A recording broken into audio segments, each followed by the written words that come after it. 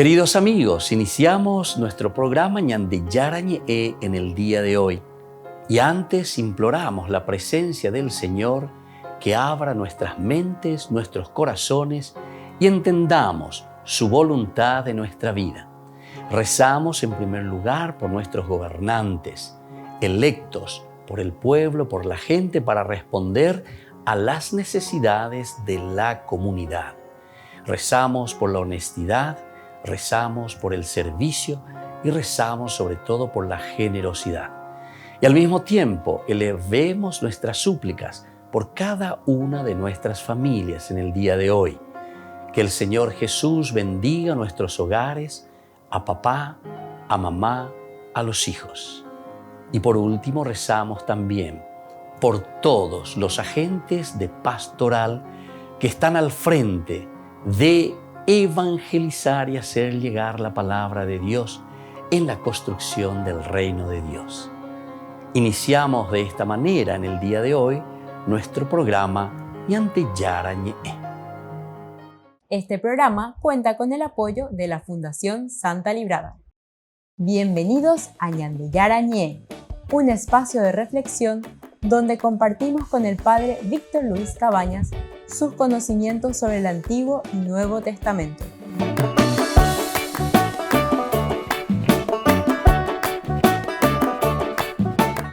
Comercial San Cayetano patrocina este espacio de evangelización.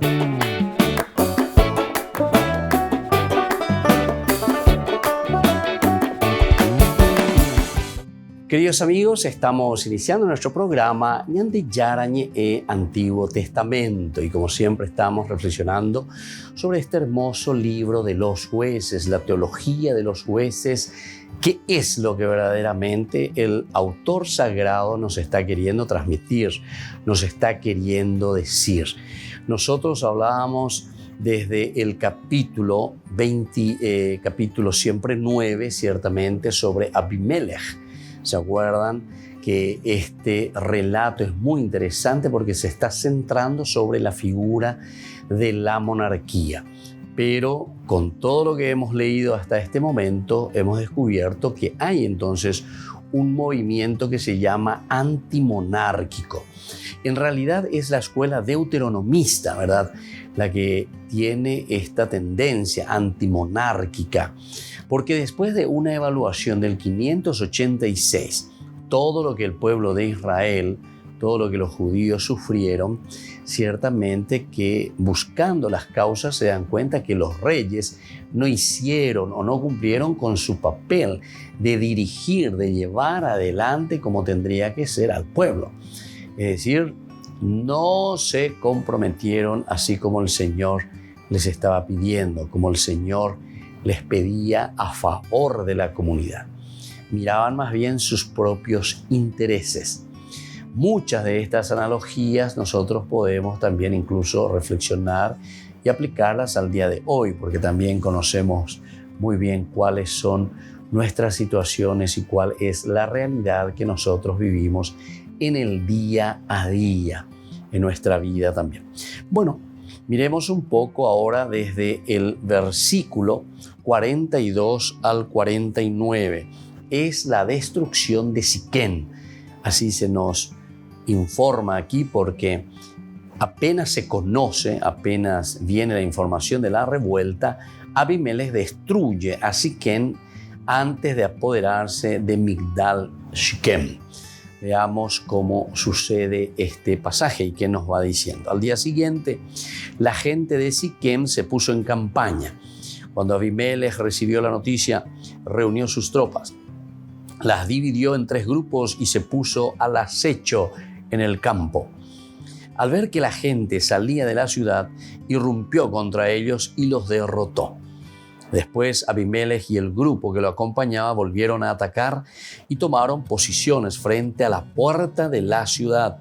Mientras tanto, los otros 2 grupos se lanzaron contra los que estaban en el campo y los derrotaron. Abimelech atacó la ciudad durante todo el día. Cuando la tomó, mató a la población, arrasó la ciudad y esparció sal sobre ella.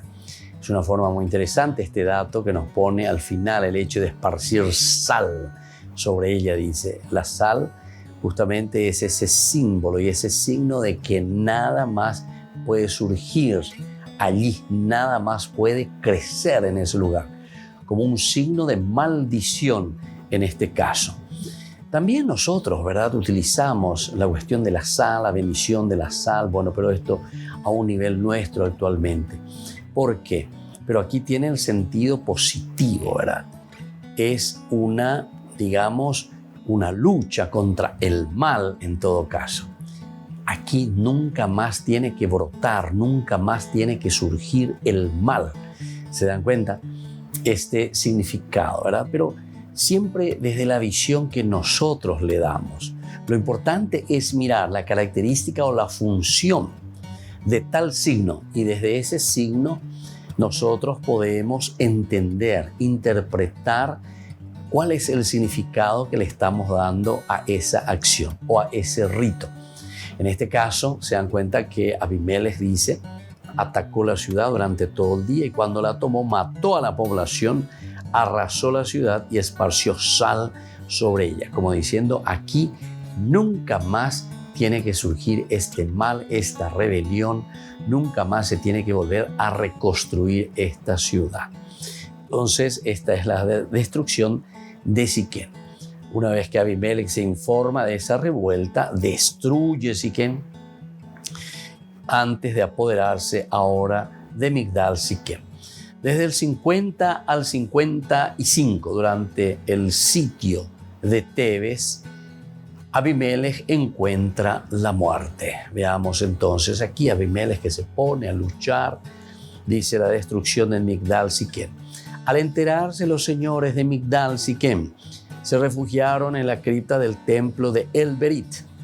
Cuando Abimelech recibió la noticia de que todos los señores de Migdal Siquem estaban en un solo lugar, subió al monte Salmón con todas sus tropas y tomando un hacha cortó una rama de árbol, se la puso al hombro y dijo a las tropas que lo acompañaban, apúrense, hagan lo mismo que yo. Cada uno de los hombres cortó una rama y todos fueron detrás de Abimelech. Después cubrieron la cripta con las ramas y las prendieron fuego. Así murieron también los habitantes de Migdal Siquem, unos 1000 hombres y mujeres. Entonces aquí se dan cuenta, es una destrucción total. El autor sagrado está insistiendo en cuál caseña de Inamba, Evaloicoa lleva, con Ainshagua, que ya la de música con Ainshagua, Añara, y entonces es lo que trae el mal, esta clase de personas que se apoderan verdaderamente y creen que son los únicos. Por eso ya estábamos diciendo que es una redacción antimonárquica para hacerle dar cuenta a la comunidad que no es esta la forma de manejar o de dirigir la comunidad. Siempre tiene que ser entonces dentro de ese diálogo y de esa escucha. Volvemos enseguida con más Ñande Yarañe e Antiguo Testamento.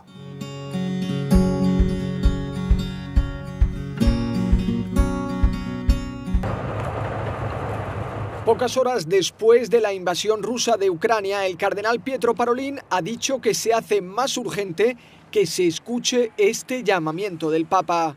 Prego tutte le parti coinvolte perché si astengano da ogni azione che provochi ancora più sofferenza alle popolazioni, destabilizzando la convivenza tra le nazioni e screditando el derecho internacional.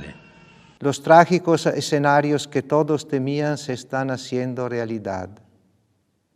Pero aún hay tiempo para la buena voluntad, aún hay espacio para la negociación, aún hay lugar para el ejercicio de una sabiduría que impida la prevalencia de los intereses creados, proteja las legítimas aspiraciones de cada uno y evite al mundo la locura y los horrores de la guerra. Igual que ha hecho el Papa Francisco en 2 ocasiones, el cardenal ha apelado a la conciencia de los líderes políticos. Los creyentes no perdemos la esperanza en un rayo de conciencia de aquellos que tienen los destinos del mundo en sus manos. Mientras tanto, se ha sabido que el principal líder católico de Ucrania, el arzobispo Sviatoslav Shevchuk, está en un refugio antiaéreo bajo la catedral de Kiev para protegerse de los bombardeos y que pide oraciones y solidaridad. El Vaticano presentó el mensaje especial del Papa Francisco para preparar la Cuaresma. Lo ha titulado con una frase de la carta de San Pablo a los Gálatas, donde anima a no cansarse de hacer el bien, porque un día se cosechará lo que se sembró. La Cuaresma es, en cierto modo, el espejo de toda la vida del cristiano. Como tal, es un espacio de entrenamiento y preparación, como un gimnasio. En cada contratiempo o dificultad que puede hacernos caer en el desánimo, la Cuaresma nos recuerda que siempre podemos volver a empezar. En la presentación del mensaje, Alessandra Smerilli subrayó la invitación del Papa a no cansarse de hacer el bien, a pesar de las crisis en distintas partes del mundo. Venti di guerra. Los vientos de guerra tras décadas de rearmes sin criterio, con un gasto de armamentos cada vez mayor y una pandemia que se ha llevado muchas vidas, ha agravado las desigualdades, ha puesto de manifiesto lo que no funciona en nuestros sistemas económicos y sociales y nos ha obligado a plantearnos nuevas preguntas, pero no pueden hacernos perder la esperanza. Un ejemplo concreto de cómo afrontar pacientemente los retos y hacer el bien lo ofreció Massimo Mostioli, sacerdote italiano que atiende a una comunidad gitana. Vive en una caravana junto a ellos para ayudarles. Soy feliz con este servicio. Quiero mucho a los gitanos y ellos también a mí. La posibilidad de llevarles la palabra de Dios que salva y libera me da mucha alegría, a pesar de los fracasos, decepciones e incomprensiones. El mensaje de Cuaresma del Papa propone la oración, el ayuno y la caridad activa como medios concretos para que cada persona siga haciendo el bien y no se desanime en los momentos difíciles.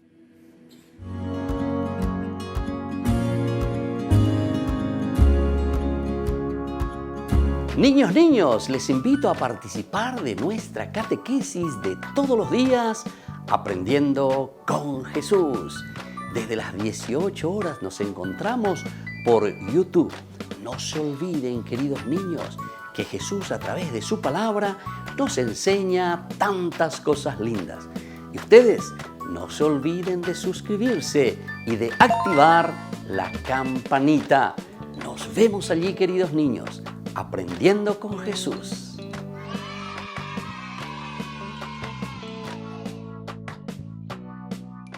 Queridos amigos, les invito a todos a participar de los cursos bíblicos Ñande Yarañe e Antiguo Testamento. A través de YouTube, visite nuestra biblioteca virtual Ñande Yarañe e Antiguo Testamento. Y les invito a todos a suscribirse y a activar la campanita. Nos vemos allí. Ñande Yarañe e Antiguo Testamento.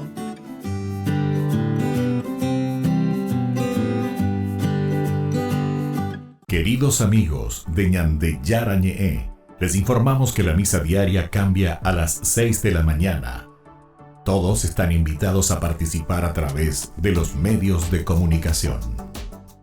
Les invito a participar de nuestro programa Jóvenes para los Jóvenes en Familia. Nos encontramos todos los domingos a las 15 horas por YouTube. Allí participamos y encontramos a jóvenes venidos de distintas latitudes de nuestro país con sus ideales, con sus proyectos, con sus actividades, con sus esperanzas y principalmente con sus testimonios de vida. Les invito a acompañarnos todos los domingos por YouTube, Jóvenes para los Jóvenes en Familia.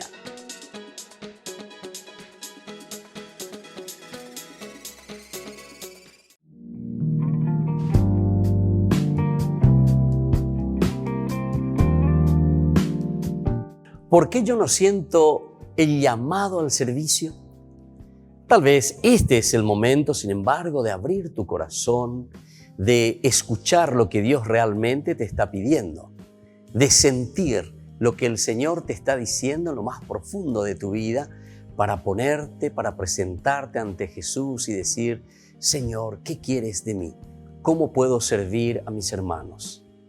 Posiblemente no es entonces que no sientas, ¿verdad?, el llamado, sino que no estás escuchando claramente porque no te estás sensibilizando ante la necesidad del prójimo, ante la necesidad de tus hermanos. Pon atención, por lo tanto, a tu alrededor todos los días. Dios nos sigue llamando en las cosas más pequeñas.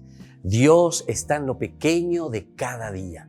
¿Todos realmente estamos llamados a servir? Y definitivamente sí, todos estamos llamados al servicio. Jesús nos ha pedido y nos sigue pidiendo que nos amemos entre nosotros, que amemos al prójimo, y este es el mejor servicio que nosotros podemos dar. El testamento que Jesús nos deja en este tiempo de la Pascua, queridos amigos, antes de ascender al cielo, es justamente el amor al prójimo, y esto es el servicio máximo que nosotros podemos dar a nuestros hermanos. ¿Yo en qué puedo colaborar y cómo puedo servir a mis hermanos? Antes que nada, hay muchas clases de servicios. ¿Qué es lo que tengo que hacer? ¿Cómo debo servir a los demás? ¿Qué es lo que yo puedo ofrecer a los demás? Entonces, ponte ante el Señor, mira cuáles son tus cualidades, cuáles son tus características, qué es lo que debes ofrecer a los demás. Cada uno tiene cualidades especiales que solamente nosotros podemos dar a nuestros hermanos, esas riquezas tan lindas que el Señor nos regaló. Ese es el camino del servicio. Ese es el camino que cada uno de nosotros tiene que descubrir para servir mejor a su comunidad, para servir mejor al hermano.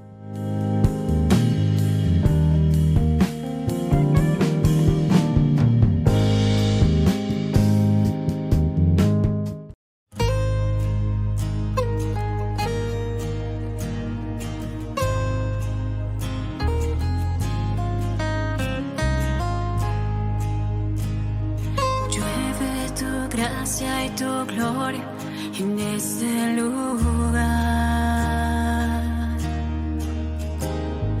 Llueve tu gracia y tu gloria en este lugar. Llueve tu gracia y tu gloria en este lugar. Llueve tu gracia y tu gloria en este lugar. Y sé que estás aquí. Tu gracia sobre mí. Llueve tu gracia y tu gloria en este lugar. Llueve tu gracia y tu gloria en este lugar. Y ángeles vuelan alrededor, unidos a tu presencia, Señor. Y llueve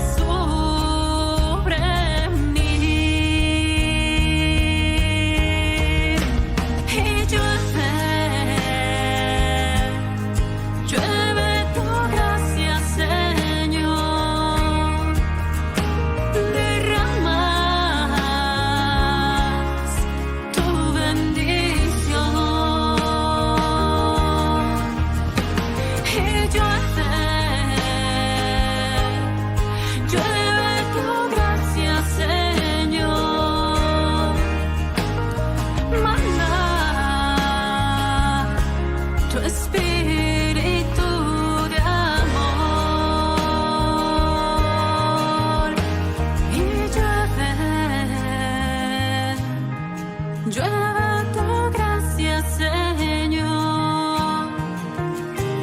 derramas tu bendición.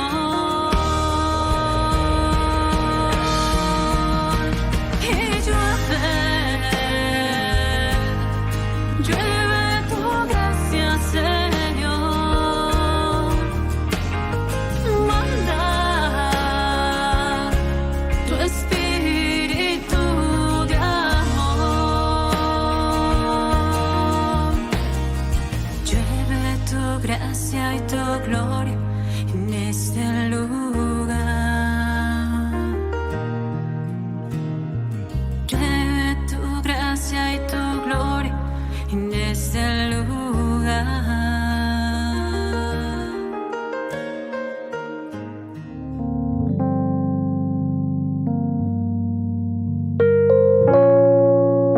Queridos amigos, seguimos con Ñande Yarañe en Antiguo Testamento y estamos reflexionando desde el libro de los jueces.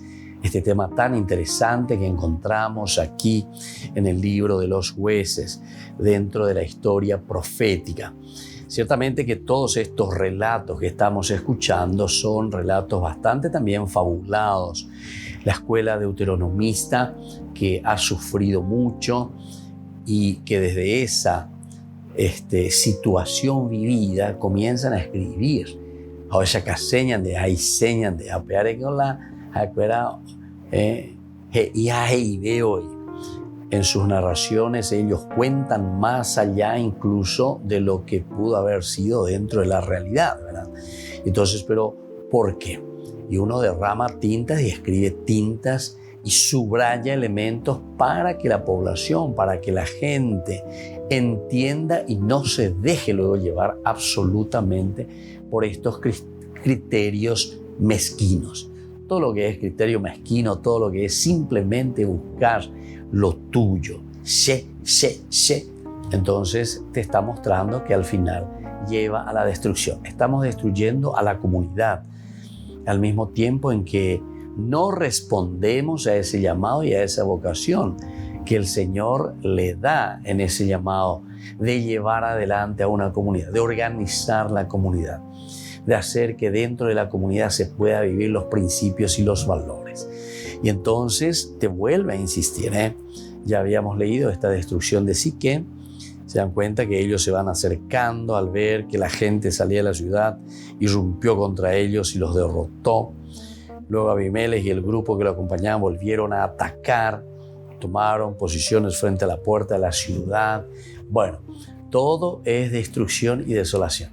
Upealo esa caseñan de ella va Abimelech, se vuelve entonces en un Abimelech, mi padre es rey, el rey, la monarquía que se vuelve tiránica. La monarquía entonces que se está aprovechando al final de cuentas del pueblo, de la gente. Esto es lo que nosotros también de cierta manera podemos llamar el famoso monopolio. Entonces, gente, yo todo. Entonces yo hago que las cosas funcionen de acuerdo a mi cabecita, de acuerdo a mis criterios. Y aquí está el grave problema, ¿verdad? Porque cuando tenemos una dictadura o cuando tenemos un monopolio, cuando es un rey, aquí entonces el que gobierna solo, todo eso se puede llevar positivamente y muchas veces sí, no hay ningún problema. Hay momentos también muy positivos. Dentro de las dictaduras también existieron momentos muy positivos que fueron necesarias, ciertas situaciones dictatoriales. Nosotros sabemos luego que los mismos romanos daban un cierto poder, ¿verdad?, al emperador en un cierto momento en que se necesitaba la dictadura. ¿Por qué? Porque no se podían trabajar en ese momento con los senadores, porque cada uno cada hijo ya posean de ellos. Entonces, y el peligro acechaba a toda la población, a toda la gente, al imperio mismo, y entonces se le daba una cierta autoridad de déspota, autoridad dictatorial. Pero era muy interesante porque por cierto tiempo y después entonces se le volvía a quitar esa autoridad. Era en vista de tomar decisiones y que la cosa funcione rápidamente, ¿verdad? Entonces creo que también dentro de las leyes actualmente más o menos, porque recuerden que todas las leyes de las naciones, de los países actualmente se calcan mucho desde las leyes romanas. Ñande coyico hoy la derecho, ñande ya estudiaron los abogados, etcétera, y ponata ñande. El primer año, segundo año mía se estudia mucho sobre las leyes romanas, ¿verdad? O sea que nosotros también nos dirigimos bastante sobre estas leyes. Bueno, pero en fin, hay que volver a repensar y mirar un poco, pero ahora lo estamos haciendo desde el aspecto bíblico, porque el aspecto bíblico nos quiere enseñar otra cosa, ¿verdad? El aspecto bíblico nos está queriendo decir que aquí no puede ser solamente un caprichoso el que está haciendo las cosas y que está organizando y decidiendo situaciones sobre la vida de la comunidad. Nunca nos olvidemos que hemos insistido a esta mañana de lleva que la Biblia se escribe para la comunidad.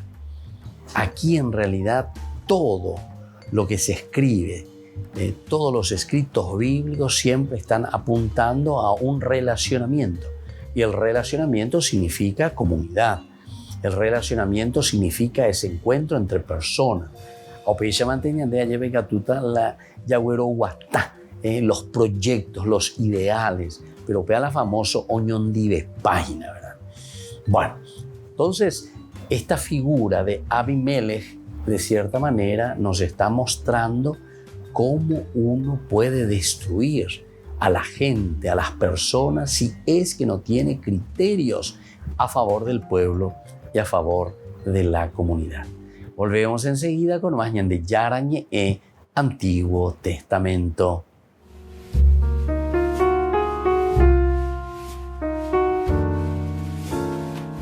Amigos de Ñande Yarañé, les invito a participar todos los días de la Santa Eucaristía a las 6 de la mañana por nuestra plataforma YouTube Ñande Yarañé. Vamos a escuchar la palabra de Dios y fortalecernos con el mensaje de amor del Señor. Vamos a renovar nuestra vida y sobre todo vamos a caminar con el cuerpo y la sangre de Jesús que nos alimenta. Les invito a suscribirse y a activar la campanita. Ñande Yarañé YouTube.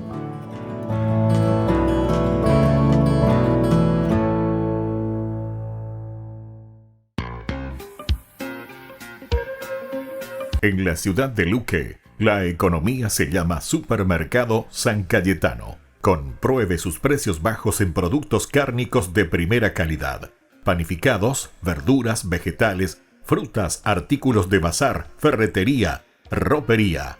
Supermercado San Cayetano, Humaitá 168, Casi Capitán Vado, ciudad de Luque.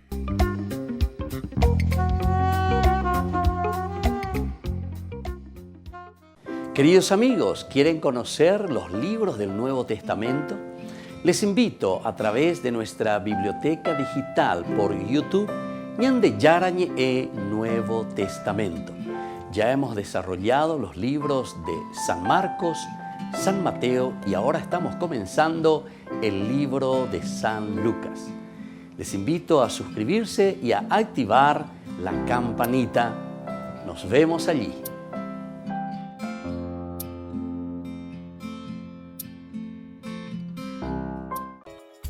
Ayúdanos a sostener este espacio de evangelización.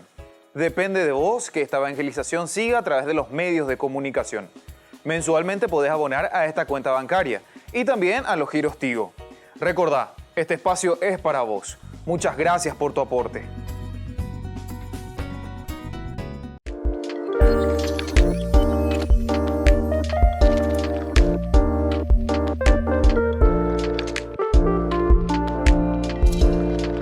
El sacramento de la confirmación. ¿Qué es este sacramento? Ya dijimos que es un signo ciertamente de algo que nosotros vemos, sacramentum. Por eso la confirmación es un sacramento en el que nosotros confirmamos nuestra fe. Y de cierta manera estamos reafirmando también el camino que nosotros hemos tomado desde nuestro bautismo, en nuestro paso aquí por la tierra. Lo que nosotros nos hemos comprometido con nuestra propia fe. ¿Qué pasa si no confirmo mi fe? Tenemos que recordar, si decíamos que el sacramentum de por sí es ese signo visible, algo que nosotros mostramos. Por lo tanto, si nosotros no confirmamos nuestra fe, estamos demostrando que tampoco estamos viviendo o estamos en este camino de un compromiso real en nuestra vida cristiana. De cierta manera, nosotros estamos diciendo que no estamos aceptando ese llamado de Dios. De cierta manera, nosotros estamos diciendo que dejamos de lado lo elemental y lo fundamental de nuestra vida cristiana. Confirmar la fe significa comprometerse. Confirmar la fe significa hacer un camino de santidad, porque el Señor Jesús lo que quiere de nosotros es que seamos felices, que nos realicemos. Y eso significa vivir plenamente la confirmación, significa adherirse totalmente al Señor. Una de las preguntas que siempre realizan es: para casarme, Padre, ¿tengo que confirmarme? Si decíamos nosotros que el sacramentum es ese signo que nosotros demostramos, porque nos adherimos verdaderamente, es un signo visible, algo que se ve en nuestras actitudes, en nuestra forma de ser. Ciertamente que para llegar al sacramento del matrimonio es importante el haberse ya confirmado, pero ciertamente que no es un requisito obligatorio. Pero si estamos haciendo un camino de fe, tenemos que recordar que Jesús no nos obliga, sino que Jesús nos ofrece. La vida del Evangelio siempre es una buena noticia. Evangelio es una propuesta, la que nosotros libremente aceptamos y nos adherimos a vivir ese camino de fe. Por lo tanto, todo lo que es obligación simplemente no nos lleva a nada. Pero si nosotros queremos hacer también un sacramento del matrimonio, ciertamente que nosotros, antes que nada, tenemos que estar iniciados en nuestra fe. Recordemos que son 3 los sacramentos de la iniciación a la vida cristiana: el bautismo, la Eucaristía y confesión y la confirmación. Estos elementos que nosotros disponemos, estos sacramentos, es decir, aquello que es visible para nuestra vida, nos ayuda para luego tomar las otras decisiones. La decisión principalmente del matrimonio y la decisión también del orden sagrado. Estos son los estados de vida, pero para eso entonces nosotros tenemos que haber confirmado nuestra fe. Tendríamos que nosotros estar en este camino de la fe para tomar opciones libres y sobre todo para hacerlo de acuerdo al proyecto del Señor. ¿Cómo puedo ayudarle a alguien que todavía no se ha confirmado? Es una pregunta también muy importante. Nosotros conocemos seguramente algunos amigos, algunas personas que no se han confirmado. En primer lugar, tenemos que entender, siempre decimos nosotros, explicatio terminorum. El problema es que si nosotros queremos exigir por exigir simplemente algo, hacer por hacer en un sentido ritualista, no vamos a convencer a nadie, ni tampoco le estamos dando el sentido de lo que verdaderamente significa ese sacramento. En realidad, si nosotros queremos ayudar a alguien, en primer lugar, tenemos que reflexionar y entender lo que significa este sacramento de confirmar mi amor a Jesucristo, confirmar mi proceso y mi camino de santidad. Confirmar, es decir, donde yo digo, como propuesta del Evangelio que Jesús me ha dejado, yo confirmo, yo reafirmo, yo me adhiero totalmente y quiero seguir en mi vida cristiana viviendo de acuerdo a esta propuesta de Jesús. Les invito a todos a seguirnos a través de Facebook, Instagram, YouTube. Nos vemos allí.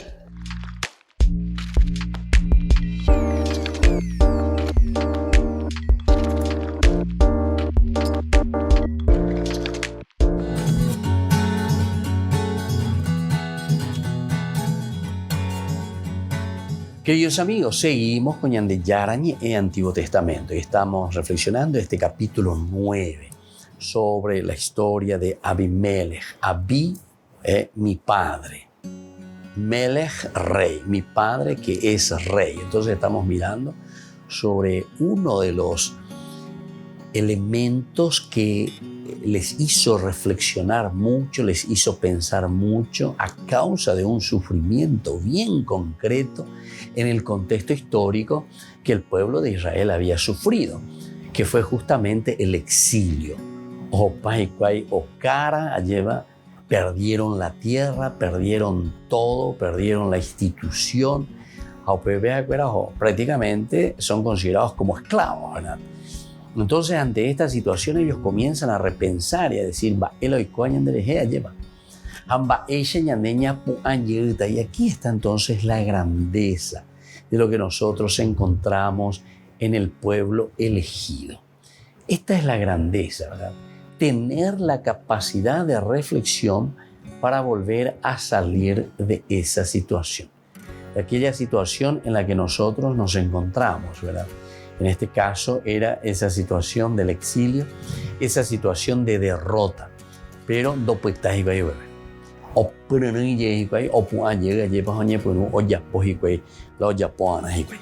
bueno, vamos a seguir un poquitito más. Después ya llegamos en el 56 y 57, que es la conclusión teológica. Y esta es la conclusión teológica deuteronomista de todo lo que nosotros estuvimos mirando. Dice así, primero desde el 50 vamos a mirar un poco hasta el 55 y luego la conclusión. Abimelech ciertamente que asedia, ¿verdad? Tebes y luego muere Abimelech. Ya en Dumimba ella va o manoa lleva desde el 56 al 57 y luego la conclusión. Luego Abimelech marchó contra Tebes, la asedió y la conquistó. En medio de la ciudad había una torre fortificada y todos los habitantes de la ciudad, hombres y mujeres, se refugiaron en esa torre. La cerraron por dentro y se subieron a la parte más alta de la torre. Abimelech se adelantó para atacar la torre y llegó hasta la puerta con la intención de prenderle fuego. Pero una mujer le arrojó una rueda de molino sobre la cabeza y le partió el cráneo. Él llamó enseguida a su escudero y le dijo, desenvaina tu espada y mátame, para que no se pueda decir que me mató una mujer. Entonces el escudero lo atravesó con una espada y él murió. Al ver que Abimelech estaba muerto, los hombres de Israel regresaron cada uno a su lugar. Y ahí viene la conclusión que dijimos del 56 al 57. Dios hizo recaer sobre Abimelech el crimen que había cometido contra su padre, Gedeón, ¿se acuerdan? Yerubbaal, cuando mató a sus 70 hermanos. Y también hizo que toda la maldad de la gente de Siquén, estos son los ancianos, ¿se acuerdan? Es de nuestra sangre, vamos a ayudarle, le dan 70 ciclos, o sea, la corrupción total, recayera también sobre ellos mismos. Así se cumplió la maldición que Jotán, hijo de Yerubbaal, había pronunciado contra ellos. Qué interesante, ¿verdad? La palabra de Dios, cómo nos va transmitiendo. O sea, tiene una lógica y tiene un hilo conductor. Algunas veces ñandé como ya explica por ambas. Entonces, al estilo protestante queremos tomar así frasecita. Ay, aquí dice tal cosa, aquí dice.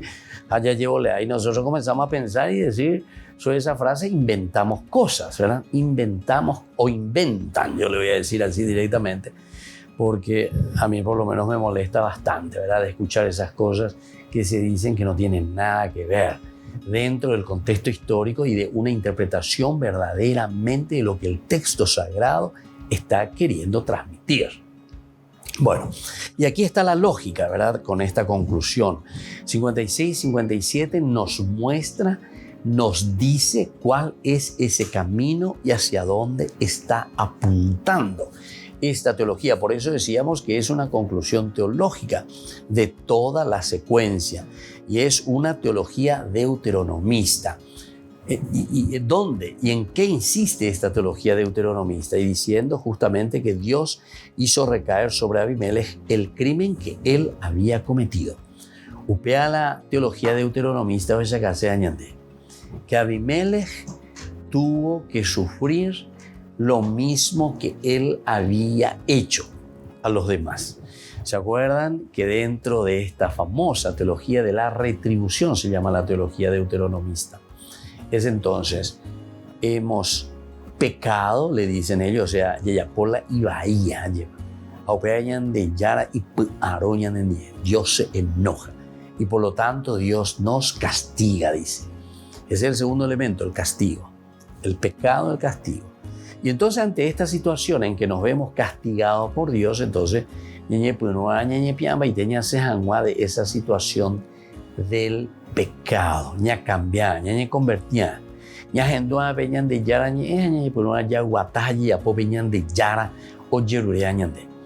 Y desde aquí podemos entender el último, ¿verdad? En la medida en que existe una verdadera conversión, en la medida en que exista un verdadero cambio, entonces ahí podemos decir que Dios nos vuelve a restaurar. Dios nos devuelve esas características positivas que nosotros tenemos y que hemos recibido de Dios. Y esta es la teología deuteronomista. Upea la vechaca ñandeja, upea mombe uñandeja e ñande, bueno, pea pela peyapuan. El pecado, el castigo, arrepentimiento y por último, el ser restaurados, la restauración. Y entonces, cuando miramos aquí el asedio de Tebes y la muerte de Abimelech, tenemos otros elementos también muy interesantes. Primero, que Abimelech que marcha contra Tebes, la asedió y la conquistó. Aquí nos está mostrando, decía al final, así se cumplió la maldición que Jotán, el hijo de Yerubbaal, Gedeón, que se había salvado. Y después le mataban 70 de sus hermanos. Fíjense las preguntas que hace Jotán después de haber hecho esa famosa fábula. Hay una fábula de Jotán sobre los árboles que se pusieron, dice, en camino para ungir a un rey que los gobernara. Se pusieron en camino. Esta es simplemente una fábula para aplicar a Abimelech. Y al final Abimelech le está llamando que de zarza. Tú eres una zarza. Con las características. ¿Cuáles son las características de la zarza? Ven tú a reinar sobre nosotros. Pero la zarza respondió a los árboles: si de veras quieren ungirme para que reine sobre ustedes, vengan a cobijarse bajo mi sombra. De lo contrario saldrá fuego de la zarza y consumirá los cedros del Líbano. Entonces, pensaba esa casenena, la zarza, los espinos, mala hierba, ya es ahí de ayer. Entonces, a la vez que allá se ha dado, ¿cuál era entonces esta profecía? Lo que él había dicho contra Abimelech y contra los ancianos de Siquem. Volvemos enseguida con más de Yarañe e Antiguo Testamento.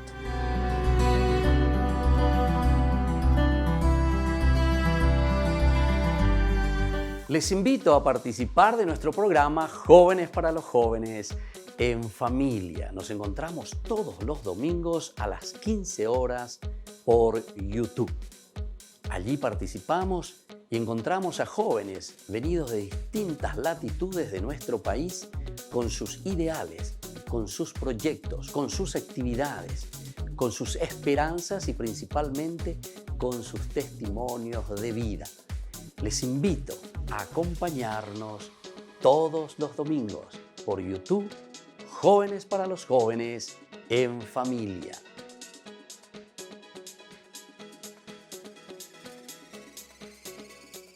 Niños, les invito a participar de nuestra catequesis de todos los días, Aprendiendo con Jesús. Desde las 18 horas nos encontramos por YouTube. No se olviden, queridos niños, que Jesús a través de su palabra nos enseña tantas cosas lindas. Y ustedes no se olviden de suscribirse y de activar la campanita. Nos vemos allí, queridos niños, aprendiendo con Jesús.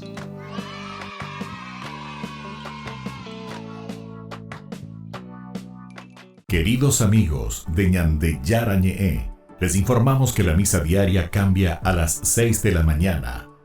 Todos están invitados a participar a través de los medios de comunicación. Queridos amigos, les invito a todos a participar de los cursos bíblicos Ñande Yarañe Antiguo Testamento. A través de YouTube, visite nuestra biblioteca virtual Ñande Yarañe Antiguo Testamento. Y les invito a todos a suscribirse y a activar la campanita. Nos vemos allí, Ñande Yarañe Antiguo Testamento.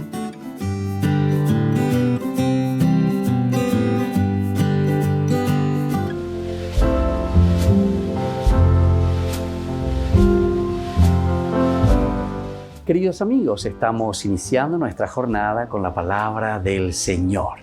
Y aquí hoy nos viene a nuestro encuentro desde la primera carta del apóstol San Pedro.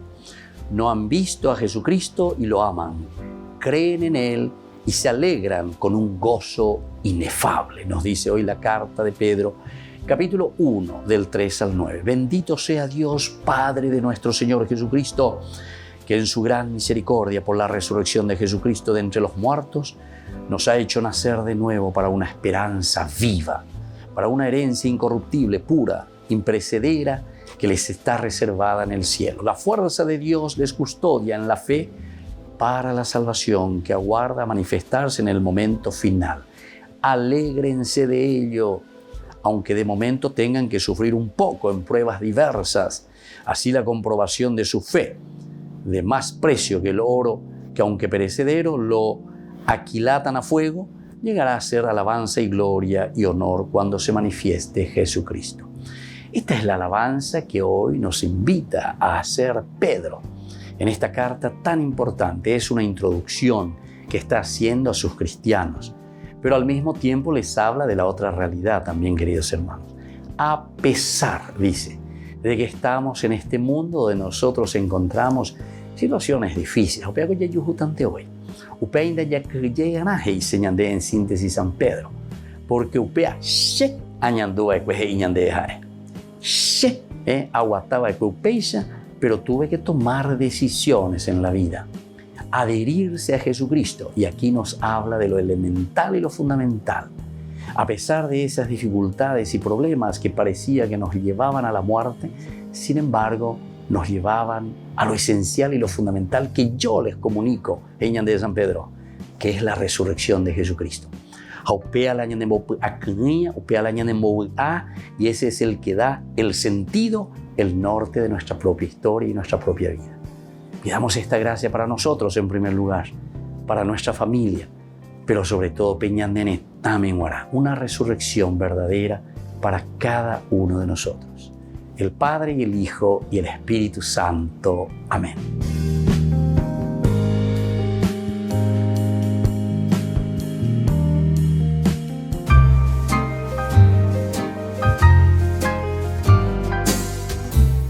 Hablemos sobre el dinero.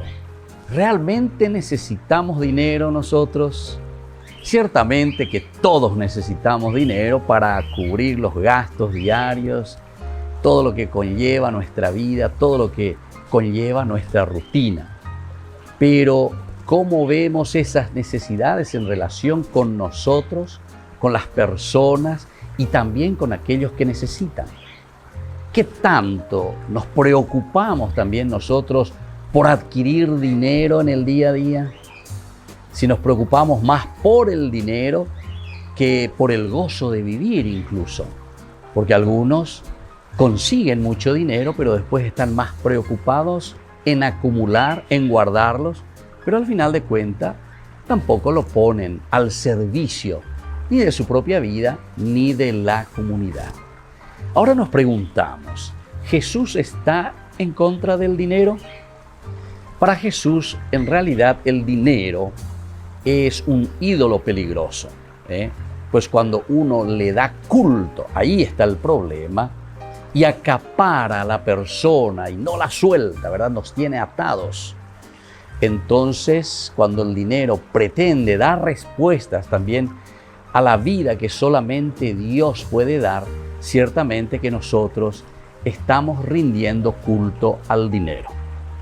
Ahora nos preguntamos, ¿es mala la ambición de acumular, de tener dinero? Y bueno, primero tenemos que hacernos algunas preguntas, que son preguntas retóricas, que nos irán dando la respuesta. Primero tenemos que preguntarnos lo siguiente: ¿cuál es el fin último de lo que estamos nosotros ambicionando? Si nos damos cuenta que eso que estamos ambicionando es egoísta, si se hace daño a otras personas cuando estamos adquiriendo ese dinero, o si estamos ambicionando simplemente para impresionar a otros, definitivamente que yo soy, ¿verdad?, la persona que consigo, yo soy la persona que trabajo, entonces esa ambición puede ser peligrosa. Pero sin embargo, existe una ambición buena. Cuando nosotros encontramos los buenos fines de cómo utilizar las riquezas de la naturaleza, de todo lo que el Señor nos da. Y en este sentido, el dinero siempre tiene el sentido positivo para hacer crear y crecer a la comunidad. Entonces nosotros tenemos que pedir siempre a Dios verdaderamente que imponga su voluntad sobre nuestras ambiciones. Y ustedes se darán cuenta que siempre ese dinero rendirá mucho más, porque está en función de la propia comunidad. Soy el Padre Víctor Luis Cabañas. Síganos en Facebook, Instagram y en YouTube. Nos vemos ahí.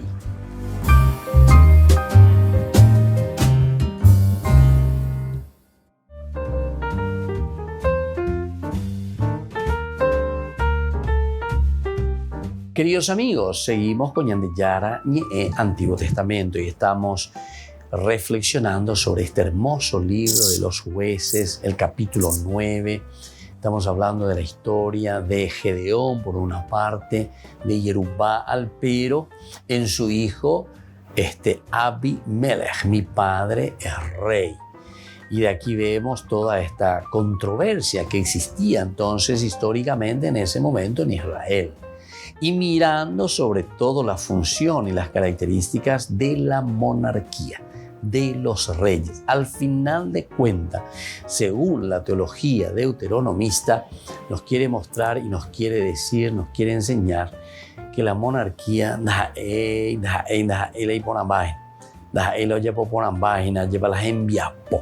por eso es una corriente antimonárquica directamente.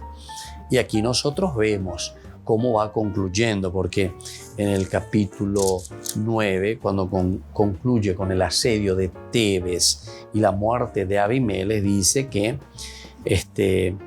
había, una torre fortificada allí en Tebes y todos los habitantes de la ciudad, hombres y mujeres, se refugiaron en esa torre. Ahora, ellos cerraron por dentro y se subieron a la parte más alta de la torre. Y es aquí donde Abimelech se adelantó para atacar la torre. Y Abimelech, al acercarse a la puerta con la intención de prenderle fuego, una mujer le arrojó una rueda de molino sobre la cabeza y le partió el cráneo. Bueno, ¿qué quiere decir esto? Aquí es una mujer encima la que le está matando. Entonces, esto dentro de la teología deuteronomista es muy fuerte. ¿Por qué? Porque justamente que una mujer le mate nada más y nada menos que a un rey, a uno que es valeroso, etcétera, que lucha, que se empeña. No, hombre, hoy apoya de todo un poco. Sin embargo, una mujer. Recordemos que estamos dentro de una cultura oriental. ¿Cuál era el concepto de la mujer? Una mujer que le mata. ¿Se acuerdan que a Agitofel también en el capítulo 5, ¿verdad? Nosotros habíamos encontrado todo esto en el capítulo 4 también, ¿verdad?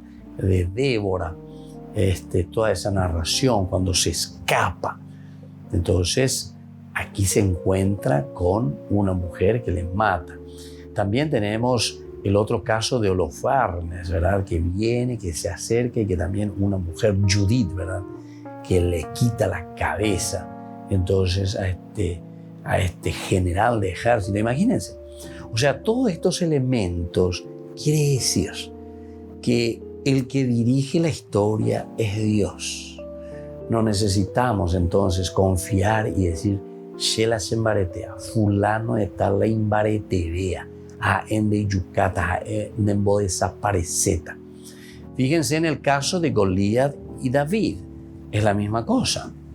Es Saúl, el ejército, y aquí sale Goliat a desafiar. Pero ahí también nos vuelve a enseñar, y ahí me parece que mucho más clara es la situación. Porque un teñandé que una mujer le tiró una rueda de molino sobre la cabeza y le partió el cráneo. Primero no le partió el cráneo, pero haciendo más no edina, porque después dice que él llamó enseguida a su escudero y le dijo, desenvaina tu espada y mátame, para que no se pueda decir que me mató una mujer. ¿Que entendés?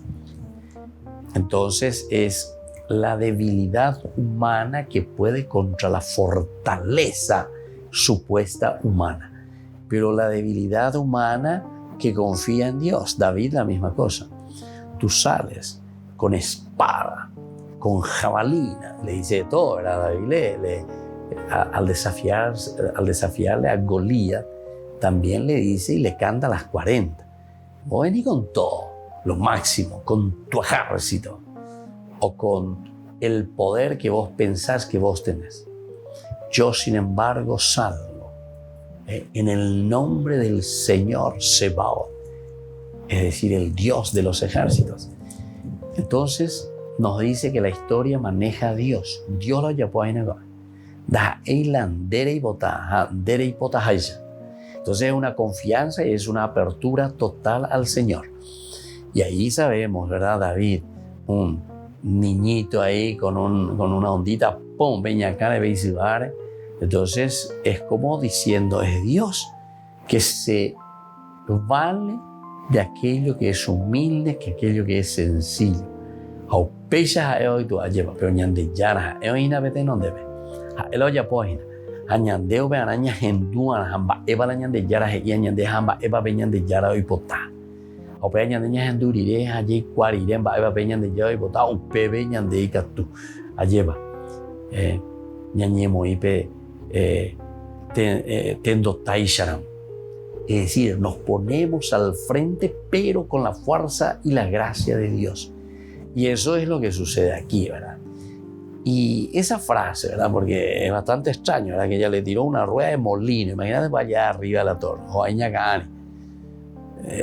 Le destrozó, pero le hizo chipapella, pero sin embargo, no más no hay. Porque después él mismo llamó enseguida a su escudero y le dijo, desenvaina tu espada y mátame. Y no yo manora, para que no se pueda decir que me mató una mujer. Pero ¿qué pasa aquí entonces? Posiblemente el autor deuteronomista quiere dar a entender bien a través de este versículo 54, cuando él llama a su escudero y le dice que le mate, justamente como diciendo, es Dios el que dirige la historia. Es Dios verdaderamente entonces el que nos muestra, que actúa, no somos nosotros. Ni confíes, Señor Abimelech, en tus fuerzas porque eres rey. Y nos dice a nosotros, no confiemos en nuestra fuerza, porque mira, hasta lo mínimo y lo más débil, sin embargo, para Dios es útil y es fuerte, mucho más fuerte que tu propia fuerza. Bueno, queridos amigos, vamos concluyendo por el día de hoy. Seguiremos reflexionando sobre este tema tan interesante del libro de los jueces. Y que la bendición de Dios descienda sobre ustedes, el Padre, y el Hijo, y el Espíritu Santo. Amén.